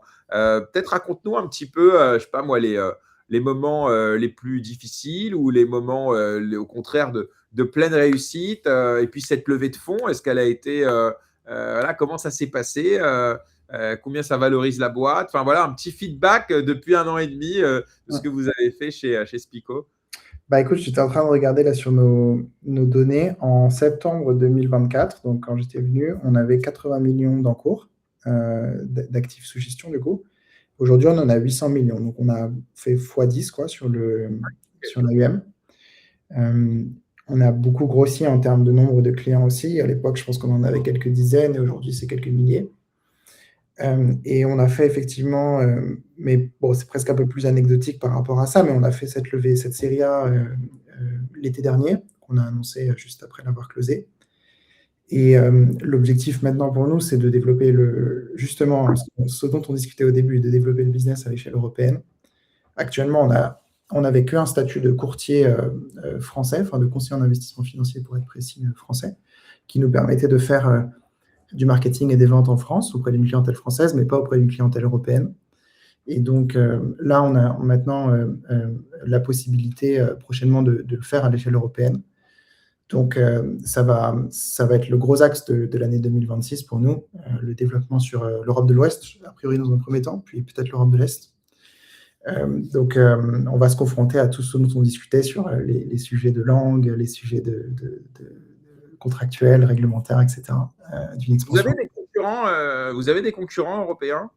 Écoute, on en a, nous, on a des concurrents pas mal aux États-Unis. En fait, ça dépend ce que tu regardes comme type de concurrent. Si tu regardes dans l'univers de la tokenisation spécifiquement et des fonds monétaires, on en a aux États-Unis.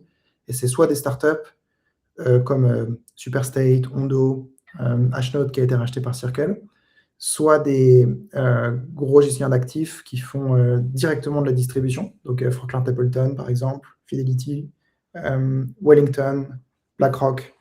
BlackRock est associé avec Securitize, qui est quand même une grosse startup, mais ils le font quand ils sont très impliqués aussi. Donc, on a beaucoup de concurrence dans le monde anglo-saxon. En Europe, on en a très peu sur ce volet tokenisation. Et le gros de nos concurrents sont aux États-Unis, si ce n'est la totalité. Par contre, en Europe, comme nous, on a un play de distribution qui est très massif, tu vois, sur le marché de la trésorerie. On a évidemment la concurrence des banques traditionnelles, qui sont des acteurs historiques. Donc, il y a 8 000 milliards d'euros aujourd'hui en dépôt bancaire à l'échelle de la zone euro. Et donc, une façon de le voir, c'est que tu vois, notre concurrence, si tu veux, elle est à ce niveau-là, quoi.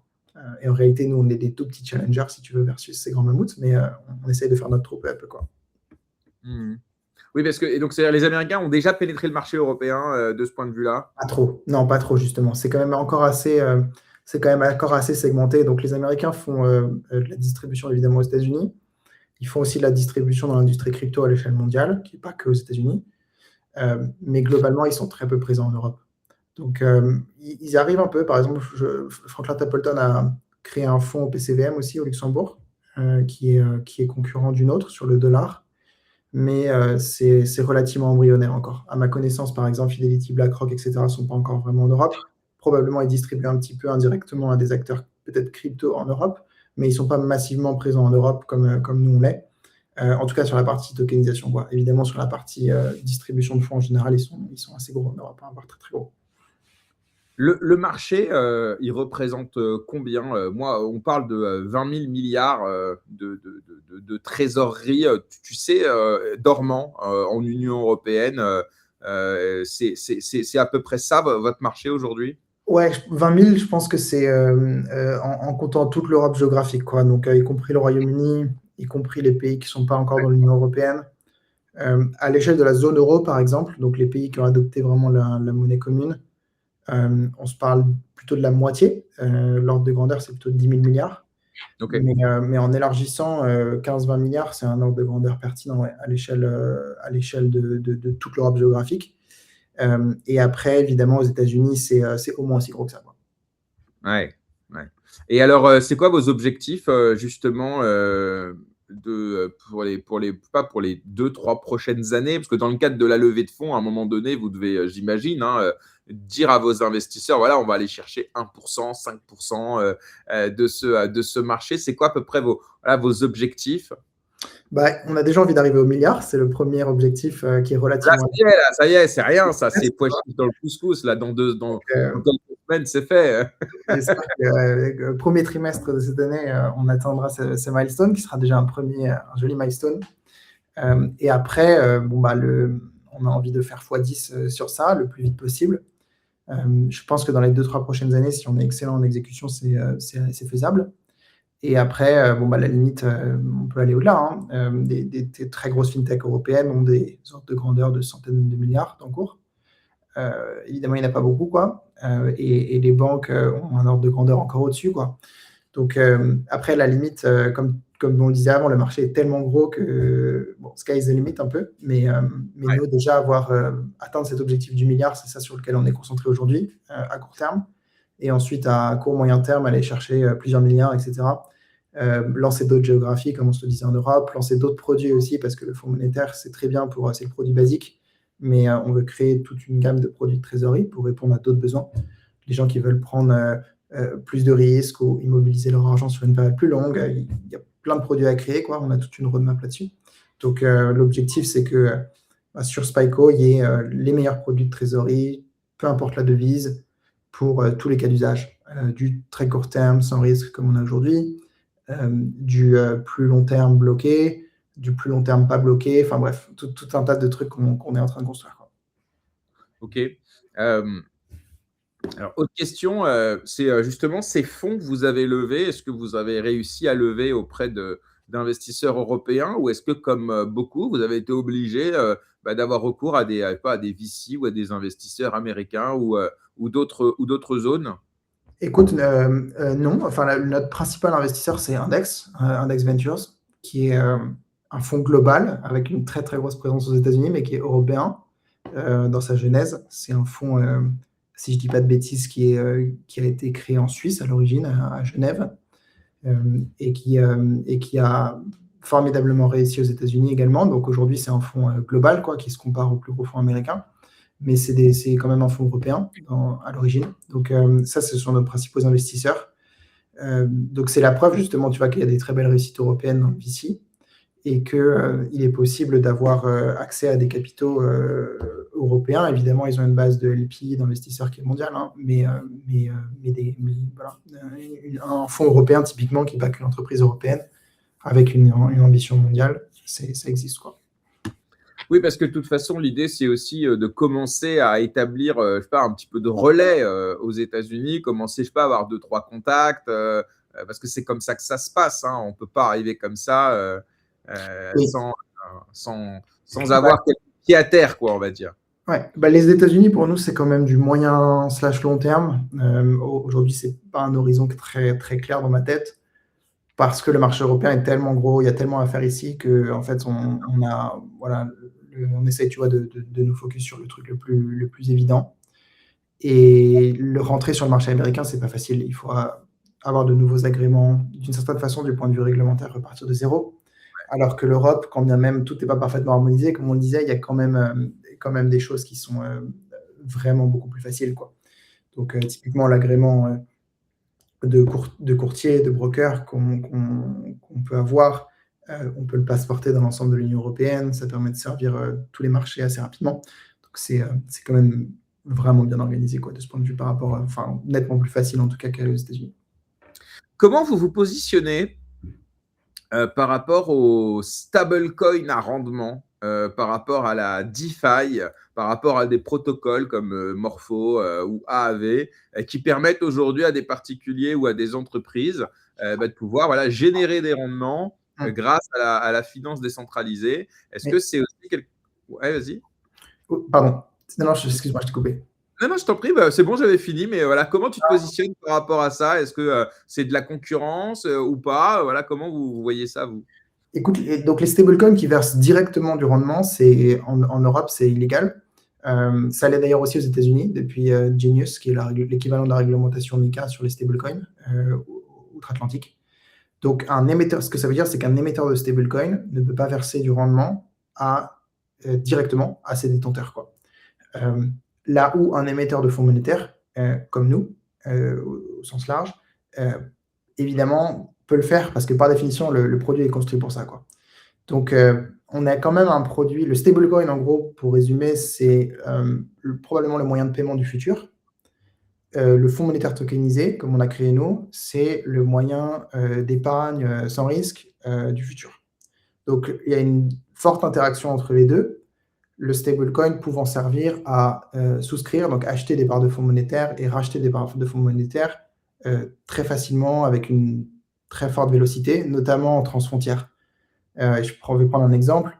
Aujourd'hui, les gens qui veulent souscrire dans notre fonds monétaire en dollars, en USD, ils sont souvent contraints d'utiliser le réseau de messagerie SWIFT, qui est en fait un réseau avec l'intermédiation bancaire autour, très coûteux et assez lent. C'est américain, surtout. Comment? Swift, c'est américain. Non, je crois que c'est, il me semble, il faudrait vérifier, mais je crois que le headquarter, si on peut s'exprimer ainsi, est en Belgique, hein, je crois. Parce que pour moi, Swift, c'est quand même l'un des outils de l'ingérence américaine et de l'extraterritorialité. C'est-à-dire qu'à tout moment, sauf erreur de ma part, les USA peuvent te virer de Swift. Ça a fait l'objet d'ailleurs de sujets géopolitiques avec le Vatican ou à d'autres endroits. Hein. Ben, là, j'étais en train de regarder. Non, c'est bien en Belgique, hein. Le siège social de Swift est en Belgique. Ouais. Alors Swift, il faut comprendre, c'est un protocole, c'est pas un protocole de règlement livraison de settlement, c'est juste un système de messagerie standardisé entre banques. Et donc, ce qui est sûr par contre, c'est que le dollar est la monnaie américaine. Donc en fait, les États-Unis peuvent imposer des restrictions sur les transferts de dollars, l'usage de Swift pour le dollar, qui sont très fortes. Mais en revanche, pour l'euro, à mon avis, c'est pour le coup, on est autonome, quoi. Donc, en tout cas, le Swift est coûteux, lent, et donc sur les petites transactions notamment ou des moyennes transactions, c'est vraiment pas du tout un très bon produit. Là où le stablecoin, comme notamment quand il est régulé avec une vraie réserve, un risque très faible et tout, est un très bon instrument de règlement livraison en cross-border.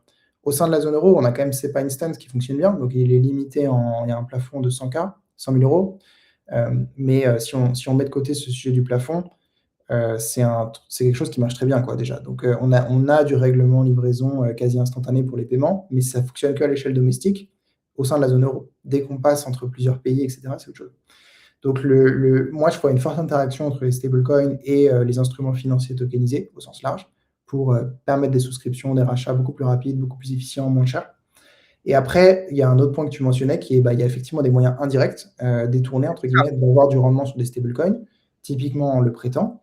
Ça peut être auprès d'interfaces centralisées qui font des choses avec, ou ça peut être en DeFi, par exemple sur AV ou Morpho. Et ça, effectivement, c'est une façon d'obtenir un rendement sur son cash qui est une alternative à le mettre dans un fonds monétaire. Pour moi, les deux vont continuer à coexister. Il n'y en a pas une qui va manger l'autre. Parce que c'est pas les mêmes profils de risque, c'est pas les mêmes usages, les profils de rendement sont pas les mêmes. Donc, moi, honnêtement, je crois fortement à la complémentarité de ces choses. Et c'est vrai qu'aujourd'hui, on peut dire que l'usage par exemple, de ces protocoles DeFi pour avoir du rendement est cantonné à l'industrie crypto. Il s'est pas encore généralisé à des entreprises, à des particuliers qui n'ont pas un pied important dans la crypto. Et probablement, il y aura des évolutions avant qu'on en arrive là, parce que c'est vrai qu'il y a une dimension risque qui est assez importante. Un stablecoin, c'est, comme on le disait avant, un instrument financier qui n'a pas de registre juridique. Pardon, c'est pas un instrument financier, c'est un instrument qui n'a pas de registre juridique, à proprement parler. Et donc, il peut être librement transféré à n'importe qui.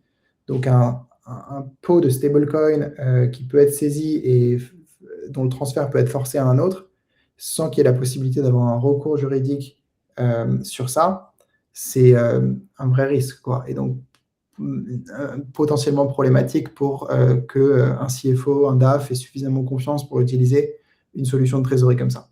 Donc, on va voir comment l'industrie évolue dans les prochaines années. Ce qui est sûr, c'est que ces protocoles sont hyper intéressants, quoi, parce que la possibilité de faire côté emprunt de l'emprunt collatéralisé, c'est très puissant, de façon très simple comme ça, versus les prêts lombards classiques dans le système financier traditionnel. Et la possibilité de s'exposer au rendement associé à ces emprunts est aussi très intéressante, en tout cas dans certaines périodes de marché où les rendements sont élevés et tout. Donc, on va voir où ça atterrit, tout ça. Ce qui est sûr, c'est que c'est hyper intéressant. Et moi, je vois une très forte complémentarité entre les deux, quoi. stablecoin par défaut, moyen de paiement, et après, fonds monétaire pour avoir accès aux taux sans risque de la Banque centrale, et lending en DeFi ou en CeFi pour avoir du rendement sur des stablecoins avec une source et un profil de risque différent. Ok.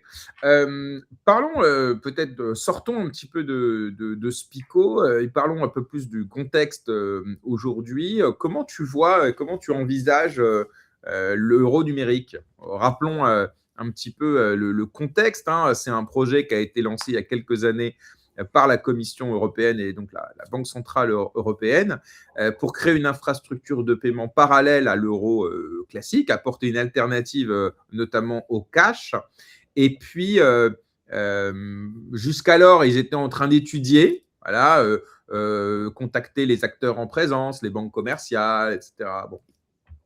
Et puis là, le dernier rapport a dit en gros phase test en 2027 pour une application en 2029 si tout se passe bien.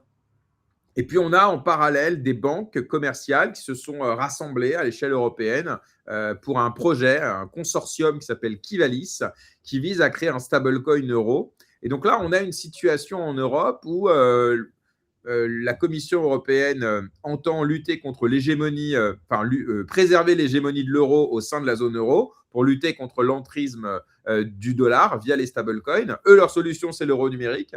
Et puis, les banques commerciales et de plus en plus de membres de la Commission commencent à se dire faudrait peut-être, contre un stablecoin, lancer du stablecoin plutôt. Donc, voilà, donc on a deux stratégies, l'euro, donc la CBDC numérique, et les stablecoins euro. Les banques semblent avoir fait leur choix avec ce Kivalis, hein, ce consortium, dont BNP a rejoint d'ailleurs il y a quelques semaines. Mais voilà. Mais comment toi, tu vois la chose évoluer depuis quelques années, puisque ça va influer beaucoup, hein, évidemment, sur le système monétaire en Europe? En premier, je dirais que moi, je ne suis vraiment pas un spécialiste de l'euro numérique, donc Okay. je ne connais pas le dossier, si tu veux, de fond en comble. Il y a eu plein de versions différentes, de débats différents. Est-ce que c'est une monnaie retail? Est-ce que c'est une monnaie wholesale? Est-ce que c'est les deux? Je ne suis pas complètement au clair sur est-ce qu'on a atterri sur quelque chose et à quoi ça va ressembler exactement. Est-ce que ce sera sur blockchain? Est-ce que ce ne sera pas sur blockchain? Il me semble que tout ça est encore un peu flou. Donc moi, je le vois comme un projet pas encore extrêmement clair et à relativement moyen terme. Là où, en fait, les stablecoins, ça existe aujourd'hui, c'est déjà régulé avec MiCA en Europe, aux États-Unis. C'est régulé comme de la monnaie électronique, donc ça rentre dans un corpus qu'on connaît déjà, dans une forme de monnaie qu'on connaît déjà. Et donc, c'est des produits qu'on peut déjà développer et déjà utiliser, quoi. Donc, bon, je dois être un peu pragmatique. Pour moi, commençons par développer et utiliser des stablecoins. Et puis, je pense que l'euro numérique, peut-être que l'euro numérique aura un complément à apporter par rapport à ça et sa place. Mais bon, mon sentiment, c'est qu'on ne se parle pas des mêmes horizons de temps, parce qu'en fait, il y a une forme de monnaie qui existe déjà, qui peut être développée parce qu'il y a un cadre réglementaire et tout. Et il y en a une autre qui est un projet de la Banque centrale et qui, voilà, dont les contours et la forme demandent encore à être arrêtés, je pense. Donc, est-ce que j'ai une préférence pour l'une ou l'autre? Franchement, je ne sais pas, parce que ça me paraît encore très théorique, quoi, le projet de la monnaie, de la monnaie Banque centrale. En revanche, ce dont je suis assez convaincu, c'est qu'il n'y a pas une forme de monnaie qui est la meilleure forme de monnaie, qui va absorber toutes les autres et qui doit être privilégiée absolument versus les autres. Aujourd'hui, il y a plein de formes de monnaie différentes. Il y a les dépôts dans les banques, dont on a parlé. Il y a l'argent dans la trésorerie, l'épargne dans les fonds monétaires, comme on fait nous. C'est aussi une forme de monnaie, même si c'est un instrument financier, in fine, d'un point de vue économique, c'est de la monnaie. Il y a la monnaie électronique, donc c'est la monnaie que vous pouvez avoir sur les établissements de paiement, une monnaie électronique comme Conto, Lydia, PayPal, etc. Et il y a la monnaie de la Banque centrale. Elle existe déjà. C'est les billets, les pièces dans le monde physique, dans le monde réel, et c'est les réserves, c'est-à-dire les dépôts des banques commerciales à la Banque centrale dans le monde financier. Donc, toutes ces formes de monnaie, elles existent déjà. Elles ont vocation, je pense, à se développer, évoluer dans leur forme technique. Et moi, je vois les stablecoins comme une évolution de la monnaie électronique avec une forme technique meilleure. Parce que sur une base de données mondiale qui fonctionne 24/7, donc typiquement pour des paiements cross-border, etc., très efficace, quoi. Voilà, moi, c'est ça mon avis. En gros, je ne sais pas trop où est-ce qu'atterrira l'euro numérique. Et probablement, ce sera une évolution de la monnaie banque centrale qui existe déjà et qui aura un intérêt quand ce sera lancé. Ok. est-ce que Bitcoin a sa place en tant que monnaie ou en tant que réserve de valeur? Et est-ce que vous, c'est une réflexion que vous avez soit au niveau métapolitique, dans votre entendement du système monétaire européen, restons en Europe, hein, ou même chez Spico, est-ce que Bitcoin peut et va avoir une place particulière ou c'est pas votre sujet?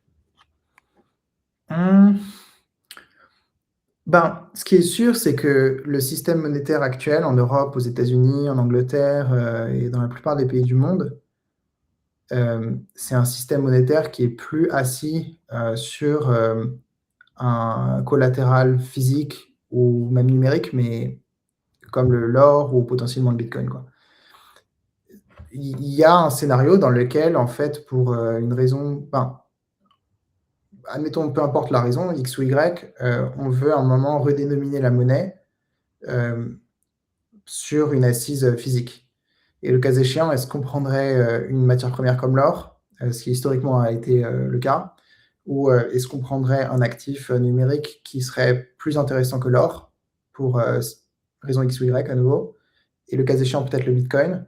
Je ne sais pas. Moi, je pense que le Bitcoin a peut-être sa place dans des réserves de banque centrale. Ça, c'est sûr, quoi, parce que C'est le cas, hein, la Pologne a commencé. c'est certain que les banques centrales regardent. Enfin, je pense que ce serait être assez aveugle sur. Enfin, je ne sais pas si ça va arriver, à coup sûr à l'échelle en tout cas, hein, comme l'or est une réserve aujourd'hui, mais il y a un scénario réaliste dans lequel ça arrive. Donc forcément, et je pense qu'il faut regarder ces sujets. Et moi, si je devais parier, je pense que, à mon avis, effectivement, le Bitcoin, s'il continue à se développer comme il s'est développé ces dernières années, aura un jour sa place dans les réserves de la plupart des banques centrales du monde, quoi. Parmi d'autres actifs, quoi. Parmi sans doute l'or, parmi les bons du trésor, etc. Mais aujourd'hui, le système monétaire est pas c'est un système fiat, quoi, qui n'est basé que sur du crédit et qui a ses avantages et ses défauts. Ses défauts, c'est que il y a une inflation monétaire importante, on le voit très bien, et c'est ça qui nourrit aussi le narratif Bitcoin, l'attrait pour l'or, etc. Mais qui a aussi ses avantages parce que avoir la rigidité d'une assise sur l'or, par exemple, ou demain sur le Bitcoin, qui a une quantité fixe, euh, ça peut être un désavantage à certains moments, quoi. Honnêtement, après, c'est des débats assez normatifs, quoi. Et donc, je ne sais pas vers quoi on évoluera, mais c'est sûr que, en tout cas, le Bitcoin est en train de se développe beaucoup, quoi, comme tout le monde le Et sait. vous, chez Spico, alors? Nous, pour l'instant, on fait des produits fiat, quoi. En fait, nos clients, ils ont de l'euro, de l'USD, du GBP, et en fait, on leur sert des produits qui les rémunèrent là-dessus, quoi. Et vous n'avez pas de demande de clients qui vous disent Bitcoin, non, c'est pas Non, votre sujet. non. Nous, on sert quand même, le cœur de clientèle, c'est des entreprises. Et en fait, aujourd'hui, comment te dire, elles utilisent de l'euro ou d'autres devises et en fait, elles veulent du rendement là-dessus, quoi. Elles sont pas dans une logique à se dire l'euro va complètement s'effondrer, devenir hyper inflationniste et je veux préserver à tout prix la valeur de ma trésorerie en plaçant dans de l'or ou du Bitcoin. Aujourd'hui, on n'a pas du tout ça. Non, puis il y a aussi un autre. Vous êtes vraiment dans le compte de trésorerie, quoi. Vous n'êtes pas dans l'investissement. Donc peut-être qu'il peut y avoir avec. Mais en même temps, les gens, est-ce qu'ils font vraiment la différence parce qu'il y a de plus en plus de boîtes aujourd'hui qui achètent du Bitcoin, par exemple, pour diversifier. Oui, oui, c'est vrai. Mais je pense que ça reste assez marginal quand même, et c'est des trésoreries assez grosses. Tu vois, Tesla l'a fait par exemple, et ils le font sur une petite portion de leur cash. Mais ça, je pense qu'on va le voir, ouais, et probablement de plus en plus, tu vois. Après, pourquoi le Bitcoin, pourquoi pas l'or, par exemple, ça pourrait être aussi l'or, tu vois, mais c'est quand même un truc, à mon sens aujourd'hui de nous, de ce qu'on voit en tout cas sur le marché, très marginal, tu vois, dans le monde des entreprises. C'est beaucoup moins le cas sur les particuliers, hein, parce que tu as ta logique de diversification d'épargne, etc. Mais pour les entreprises, tu vois, qui est notre cœur de clientèle et notre préoccupation, si tu veux, au quotidien, on voit encore assez peu ce truc. Mais ça existe, comme tu le dis, tu vois, ça existe. Donc peut-être qu'un jour on le fera, mais c'est pas prioritaire. Faire travailler sa trésorerie avec une composante blockchain, intuitivement, on se dit, avec Spico, demain, je vais pouvoir, en plus des comptes à terme, des trucs et tout ça, je sais pas, moi, acheter un petit peu de Bitcoin.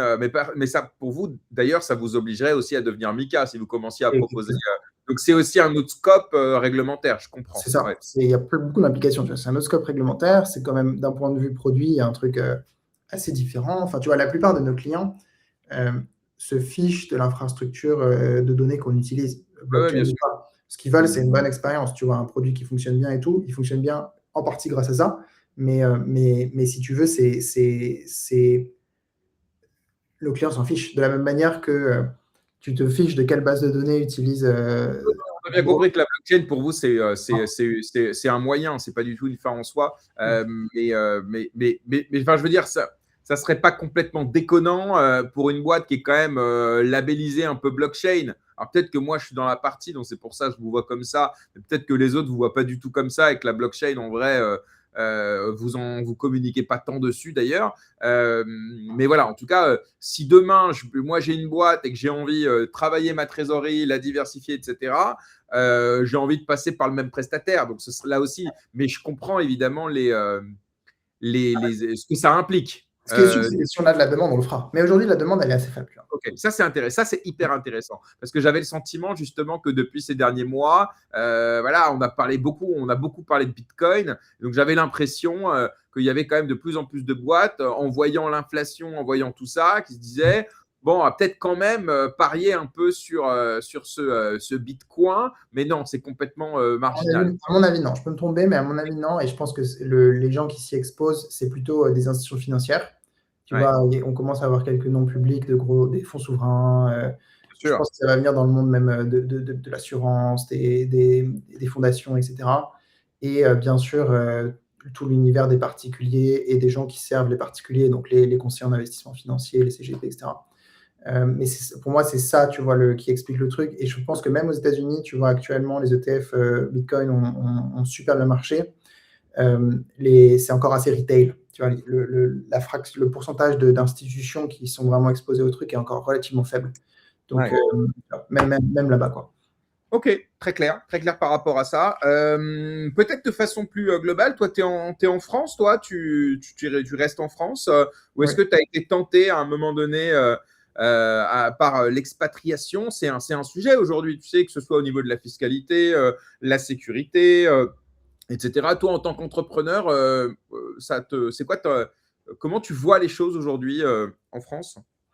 Ben, non, enfin, nous, on est en France, quoi, pour te répondre. Toute l'équipe, d'ailleurs, est en France aujourd'hui, 100%. C'est sûr qu'on va se développer à l'échelle européenne et que progressivement, si ça fonctionne comme on l'espère, on sera plus que en France, si tu veux. Mais non, à ce stade, on n'a pas été tenté par partir. Le cadre juridique français, notamment pour la tokenisation, il est très bon. Donc, l'ordonnance blockchain. Donc, en fait, on a quand même un cadre juridique, désolé pour la répétition, mais qui est solide. Et donc, de ce point de vue, ça nous aide quand même beaucoup à construire et à être confiant sur le fait qu'on va pouvoir construire à l'avenir. Et on a aussi des régulateurs qui sont quand même attentifs au développement, à l'innovation, au développement technologique en France. Donc, à mon avis, de ce point de vue-là, on n'est pas à plaindre, quoi. Donc, nous, jusqu'à présent, on a été bien soutenus. On s'est pas posé du tout la question de partir. Et on a réussi même à faire des trucs très innovants quand même, objectivement, en France jusqu'à présent. Il n'y a pas beaucoup d'entreprises qui ont lancé des EPCVM on-chain comme nous. Et ça, on doit le mettre au crédit de la loi, quoi, qui, pour le coup, sur la partie tokenisation, est très bien, très claire. Et aussi à l'esprit des régulateurs qui sont plutôt favorables à l'innovation quand même. Ok, donc ouais, donc c'est bien d'avoir des discours positifs sur ça.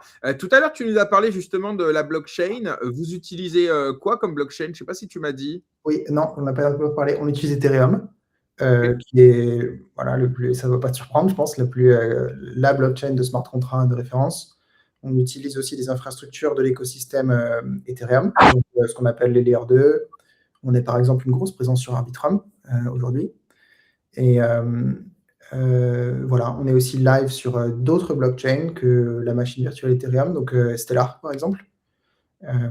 Également Starknet qu'on utilise. Donc en fait, on a une vision assez cross-chain, on va dire, parce qu'on ne sait pas quelle est l'infrastructure qui va gagner, même si c'est assez clair que l'écosystème Ethereum est très fort, très dominant. Mais on n'a pas de religion quoi, en la matière, si tu veux. Donc nous, on a envie d'utiliser les meilleures bases de données qui existent. On ne sait pas encore exactement, je pense que ça serait présomptueux de dire que tel ou tel va gagner. Donc l'ambition, c'est d'être plutôt cross-chain et d'avoir une forte résilience, donc une capacité aussi à bouger d'une chaîne à l'autre en fonction des évolutions. Ah, je ne Pardon. t'entends plus. Non, non, ça avait coupé. Comment ça fonctionne le fait d'être un peu partout? Parce qu'à un moment donné, les jetons, il y a des jetons qui sont là et d'autres qui sont là. Ils ne sont pas tous au même endroit, Non, les security tokens, c'est ça? non, ils sont pas tous au même endroit. C'est assez bien réparti, si tu veux, mais même si on a quelques dominantes, par exemple Arbitrum est particulièrement gros, mais ils sont pas au même endroit et tu as la possibilité, un bridge, comme sur Circle, par exemple, sur l'USDC, qui te permet de passer d'un network à l'autre, si jamais tu le souhaites, ou nous, en back-end, de le faire, si jamais on a le besoin de le faire. La plupart de nos clients, c'est comme ce qu'on dit sur la self-custody, ils ne vont pas le faire directement parce que c'est trop technique, c'est pas un truc qui les intéresse. Mais en tout cas, on a l'infrastructure pour passer facilement de l'un à l'autre. Et effectivement, le registre qu'on a, nous, il vit sur plusieurs blockchains. Donc, il est un peu, comment te dire, coupé, quoi, séparé entre plusieurs infrastructures. Mais grâce au système de bridge, c'est pas un sujet, quoi, d'un point de vue opérationnel. On est assez confiant sur ce modèle. C'est Ok. comme très analogue à Circle, pour le coup, tu vois, un émetteur de stablecoin. Non, non, mais ouais, je vois. Alors, comment vous choisissez justement il va être sur cette blockchain et celui-ci va être sur une autre Ben, ça dépend de. Parfois, mais c'est assez marginal, c'est les préférences des clients, mais ça, c'est seulement D'accord. quand ils ont vraiment une vue là-dessus. Sinon, c'est un peu en fonction de. Tu vois, bon, il y a l'élément numéro un quand même, c'est la qualité technique de l'infrastructure, donc sa résilience. Est-ce qu'elle est live tout le temps, quoi? Est-ce qu'elle n'a pas de problème de fonctionnement? Ça, c'est quand même le truc important. Et ensuite, à quel point on est proche de tel ou tel écosystème. Tu vois, on a des fondations, des écosystèmes dont on est plus proche que d'autres. Et donc, en fonction de ça, on alloue plus ou moins sur tel network ou tel autre. Donc, c'est les deux gros critères, quoi, si tu veux. La qualité technique du network, c'est quand même critère numéro un. Et ensuite, la proximité qu'on a avec l'écosystème. Ok, très clair. Alors justement, vous êtes, vous, dans le secteur des RWA, la tokenisation des actifs du monde réel. Et c'est vrai que le mot, il a été, je trouve, un peu galvaudé ces dernières années. On parlait de RWA pour tout et n'importe quoi, la tokenisation immobilière, enfin, tout ce qu'on pouvait tokeniser. Vous êtes, semble-t-il, dans l'une des tokenisations, on va dire, les plus abouties, les plus concrètes, les moins scammy, entre guillemets. Comment tu vois, justement, on en parlera tout à l'heure avec mon invité, sur les narratives à venir, les perspectives 2026 notamment. Et c'est vrai que les RWA, ça revient souvent. On peut parler des fonds tokenisés de BlackRock, par exemple. On peut parler de ce que vous faites, vous, par exemple. Est-ce que toi aussi, voilà, tu crois que le RWA, c'est vraiment peut-être le grand gagnant de ce cycle ou est-ce que tu en vois d'autres Je pense qu'il y en a d'autres. Tu vois, par exemple, on parlait du lending tout à l'heure, ça se développe quand même très fortement. AV, Morpho, tout ça, c'est un écosystème qui est hyper dynamique. Plein de trucs intéressants qui se passent avec les, les vaults, la curation de vaults, etc. Et ensuite, c'est vrai que les stablecoins aussi, c'est une énorme narrative, tu vois, dans le monde des paiements, et les RWA. Je pense que c'est les trois gros trucs. J'en oublie peut-être, mais en tout cas, c'est ceux que nous, on suit le plus. Et RWA, nous, notre conviction, c'est que donc c'est l'industrie quand même, enfin la tokenisation, on en parle depuis très longtemps, quoi, hein. Et ça a démarré, enfin vraiment pris de l'ampleur avec des projets en prod, de la TVL, de l'AUM significatif dessus assez récemment. Et nous, c'est vrai qu'on en fait partie, quoi, avec 800 millions, on est un des gros acteurs de cette industrie. Notre conviction forte, nous, c'est que l'industrie, elle se développe et elle va se développer des produits les plus simples aux plus complexes. Et à un moment, il y a eu un peu l'erreur, je pense, de faire l'inverse, de dire, on va tokeniser des actifs illiquides, très compliqués, tu vois, de l'immobilier, j'en sais rien moi, des vins, des œuvres d'art, des trucs complexes. Et en fait, en réalité, la tokenisation qui a marché, c'est déjà celle de la monnaie, pour l'instant, avec les stablecoins. Et après, celle de la monnaie avec du rendement, avec du yield, c'est les fonds monétaires qu'on fait. Et après, vont se développer d'autres produits financiers, des obligations, des actions, etc., quoi. Tout ça, peu à peu, je pense, et de façon assez graduelle, du plus simple au plus complexe. Et ça, c'est une conviction forte que nous, on a. Et en ce qui nous concerne, on va spécifiquement faire la tokenisation des instruments de placement de trésorerie, quoi. Donc, tous les bons placements de trésorerie, du fonds monétaire au fonds obligataire ou, j'en sais rien moi, aux produits structurés, ce que tu veux. On va les tokeniser peu à peu. Et on compte bien rester un des gros acteurs, quoi, de ce trend. Et moi, j'y crois très fortement. La tokenisation, grosso modo, ça apporte plus de transparence par rapport aux instruments financiers tradis. Ça, c'est important. plus de résilience parce qu'en fait, utiliser des infra blockchain, c'est plus résilient qu'utiliser des serveurs qui sont vulnérables à un point donné. Et ça, parfois, on pense un peu l'inverse, mais en réalité, je suis très convaincu que c'est dans ce sens-là que la causalité, enfin, que le lien logique existe. Ensuite, une meilleure transférabilité, ce qu'on disait sur les transferts tout à l'heure, et dans la gestion de collatéral, dans la gestion, dans le transfert de cash cross-border, ça, c'est un élément hyper important. Et aussi des cas d'usage nouveaux avec les interactions avec la DeFi, je pense. Mais ça, c'est un peu plus frontière, quoi. Typiquement, faire du prêt-emprunt de façon très simple avec des instruments financiers sur des protocoles comme Morpho. C'est des trucs qu'on regarde d'assez près, quoi, et qui vont se développer. Mais c'est un chouïa plus frontière que les trucs déjà de base qui sont meilleure transparence, meilleure transférabilité des instruments financiers et meilleur accès. C'est le truc sur lequel nous on bosse le plus, quoi. Ok, très clair. Qu'est-ce qu'on peut te souhaiter, Paul-Adrien? D'ailleurs, bonne année. Parce que... De même. Oui, c'est là un peu tard, mais c'est pas grave.